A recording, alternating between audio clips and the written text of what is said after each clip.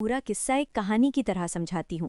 इस क्वेश्चन का मतलब है कि नीचे दिए गए 4 नेताओं में से वो कौन था जो दादा भाई नौरोजी की ड्रेन थ्योरी को नहीं मानता था। सही जवाब है सर सैयद अहमद खान। अब समझते हैं कि ये क्यों सही है और बाकी क्यों गलत हैं। सबसे पहले तुम्हें पता होना चाहिए कि ड्रेन थ्योरी क्या थी। दादा भाई नौरोजी, जिन्हें हम grand old man of India कहते हैं, उन्होंने सबसे पहले ये बताया था कि अंग्रेज यानी ब्रिटिश कैसे भारत का पैसा लूटकर इंग्लैंड भेज रहे हैं। उन्होंने कहा कि भारत एक गंगा नदी की तरह है और इंग्लैंड थेम्स नदी की तरह, और अंग्रेज सारा पानी यानी पैसा यहाँ से सोखकर वहाँ निचोड़ रहे हैं। इस बात को हम ड्रेन ऑफ वेल्थ कहते हैं। अब ऑप्शंस देखो। बीजी तिलक यानी बाल गंगाधर तिलक, आरसी दत्त और एमजी रानाडे, ये तीनों पक्के राष्ट्रवादी यानी नेशनलिस्ट थे। इन्हें पता था कि अंग्रेज हमें गरीब बना रहे हैं।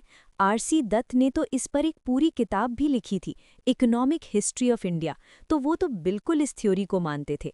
तिलक भी हमेशा अंग्रेजों के खिलाफ बोलते थे। लेकिन सर सैयद अहमद खान की सोच अलग थी। वो मानते थे कि अंग्रेजों का भारत में होना हमारे लिए अच्छा है। उनका फोकस था कि मुसलमान कम्युनिटी पढ़ाई लिखाई में आगे बढ़े और मॉडर्न बने, और उन्हें लगता था कि अगर हम अंग्रेज़ों का विरोध करेंगे तो हमारा नुकसान होगा। वो अंग्रेज़ों को लूटर नहीं बल्कि बेनिफैक्टर यानी भला करने वाला मानते थे। इसलिए वो दादा भाई की इस बात से सहमत नहीं थे कि अंग्रेज़ देश को लूट रहे हैं। उन्हें लगता था कि ब्रिटिश रूल इंडिया के डेवलपमेंट के लिए ज़रूरी है। तो बस याद रखना, जहां बाकी सब देश की गरीबी के लिए अंग्रेज़ों को ब्लेम कर रहे थे, वहीं सर सैयद अहमद खान अंग्रेज़ों के वफादार रहना चाहते थे ताकि उनकी कम्युनिटी का फ़ायदा हो सके। इसलिए वो इस ड्रेन थियरी को नहीं मानते थे।